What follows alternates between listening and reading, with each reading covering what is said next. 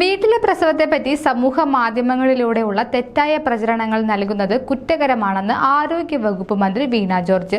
അശാസ്ത്രീയമായ മാർഗങ്ങളിലൂടെയുള്ള പ്രസവം അമ്മയുടെയും കുഞ്ഞിന്റെയും ജീവന് ഭീഷണിയാണ്.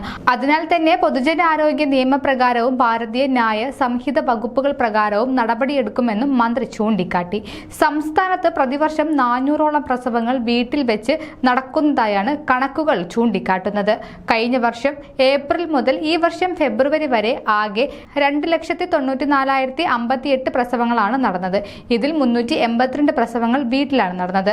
അതിഥി തൊഴിലാളികളുടെ ഇടയിലും ആദിവാസി മേഖലയിലും വീട്ടിലെ പ്രസവം നടക്കുന്നുണ്ട്.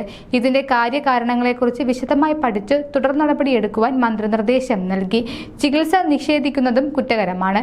ജനപ്രതിനിധികളുടെയും സാമുദായിക സാംസ്കാരിക സംഘടനകളുടെയും സഹകരണത്തോടെ വീട്ടിലെ പ്രസവത്തിന്റെ ദോഷവശങ്ങളെപ്പറ്റി ബോധവൽക്കരണം ശക്തമാക്കുകയും ചെയ്യും. ഓരോ പ്രദേശത്തിന്റെയും കൃത്യമായ ഡേറ്റയും കാരണവും ശേഖരിച്ച് തുടർ നടപടിയെടുക്കാൻ ജില്ലകൾക്ക് മന്ത്രി വീണ ജോർജ് നിർദ്ദേശം നൽകിയിട്ടുണ്ട്.